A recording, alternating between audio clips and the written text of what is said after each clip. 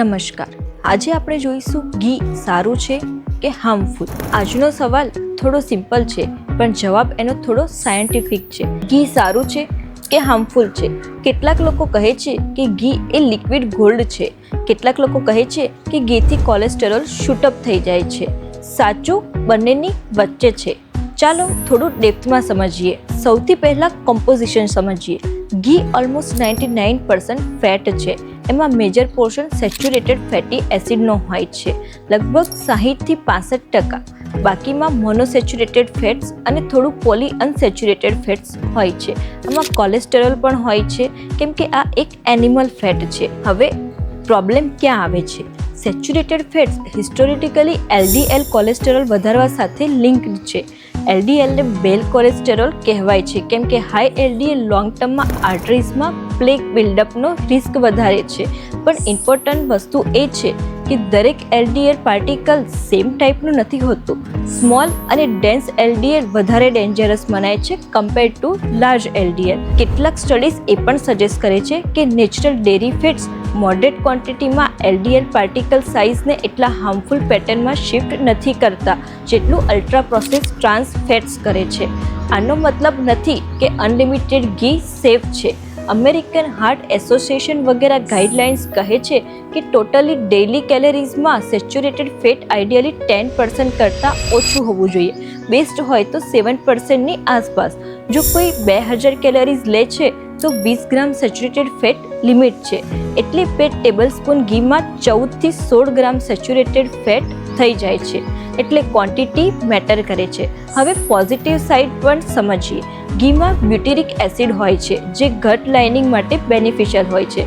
એનાથી fat soluble vitamin જેવા કે A, D, E, K પણ મળે છે. ગ્રાસ ફેડ ઘીમાં કોન્જ્યુગેટેડ લિનોઇક એસિડ પણ હોય છે જેના મેટાબોલિક બેનિફિટ્સ ઉપર રિસર્ચ ચાલતા રહે છે. પણ ગ્રાઉન્ડ રિયાલિટી એ છે કે ઇન્ડિયામાં હાર્ટ ડિઝીઝ અને ડાયાબિટીસ ઓલરેડી હાઈ છે.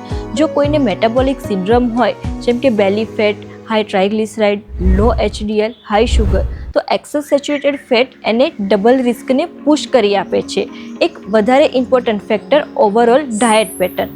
જો તમારું diet already refined carbs, sugar, fried ફરસાણ અને સેડેન્ટરી લાઇફસ્ટાઇલથી લોડેડ છે અને ઉપરથી ઘી એડ કરો છો તો ક્યુમ્યુલેટિવલી કાર્ડિયોવેસ્ક્યુલર રિસ્ક વધે છે. પણ જો તમે ફાઇબર રિચ ડાયટ લો, રેગ્યુલર એક્સરસાઇઝ કરો, પ્રોસેસ ફૂડ અવોઇડ કરો અને ખાલી 1 ટેબલસ્પૂન ઘી દાલ ચાવલ પર એડ કરો તો એની રિસ્ક પ્રોફાઇલ અલગ હશે. રિસર્ચ એ પણ જણાવે છે કે સેચ્યુરેટેડ ફેટને રિફાઇન્ડ કાર્બ્સથી રિપ્લેસ કરવાથી હાર્ટ રિસ્ક ઇમ્પ્રૂવ નથી થતું. પણ સેચ્યુરેટેડ ફેટને અનસેચ્યુરેટેડ ફેટ્સ જેવા કે ઓલિવ ઓઇલ્સ, નટ્સ, સીડ્સથી રિપ્લેસ કરો તો રિસ્ક ઘટાડે છે. એટલે ફેટનો ટાઈપ ઇમ્પોર્ટન્ટ છે. ઘણા લોકો કહેતા હોય છે કે ઘી કમ્પ્લીટલી હાર્મફુલ છે, ઓવર સિમ્પ્લિફાઈડ છે અને જેટલું મરજી એટલું ઘી ખાઓ, દેશી છે તો સેફ છે. પણ સાયન્ટિફિકલી આ વસ્તુ સાચી નથી. તો હવે આ વસ્તુનું પ્રેક્ટિકલ કન્ક્લુઝન શું હોઈ શકે? તો હેલ્ધી ઇન્ડિવિજ્યુઅલ કે જેનો લિપિડ પ્રોફાઇલ નોર્મલ છે, જે ફિઝિકલ એક્ટિવિટી કરે છે, તેણે 1થી 2 ટેબલસ્પૂન ઘી ડેલી મોડરેટ ડાયટમાં લેવું જોઈએ. અને જેને high LDL, cholesterol, fatty liver, diabetes કે હાર્ટ ડિઝીઝ છે એને ઘીની ક્વોન્ટિટી સ્ટ્રિક્ટલી લિમિટ કરવી જોઈએ અને અનસેચ્યુરેટેડ ફેટ સોર્સ પ્રિફર કરવા જોઈએ. સૌથી ઇમ્પોર્ટન્ટ વાત, ઘીનો ઇફેક્ટ આઇસોલેટેડ નથી હોતો. એને તમે total calories, physical activity, genetic risk અને મેટાબોલિક હેલ્થના કોન્ટેક્સમાં કામ કરતું હોય છે. હેલ્થ બ્લેક એન્ડ વ્હાઇટ નથી, બેલેન્સ, ક્વોન્ટિટી અને કોન્ટેક્સ્ટ ફાઇનલ ડિસિઝન આપે છે.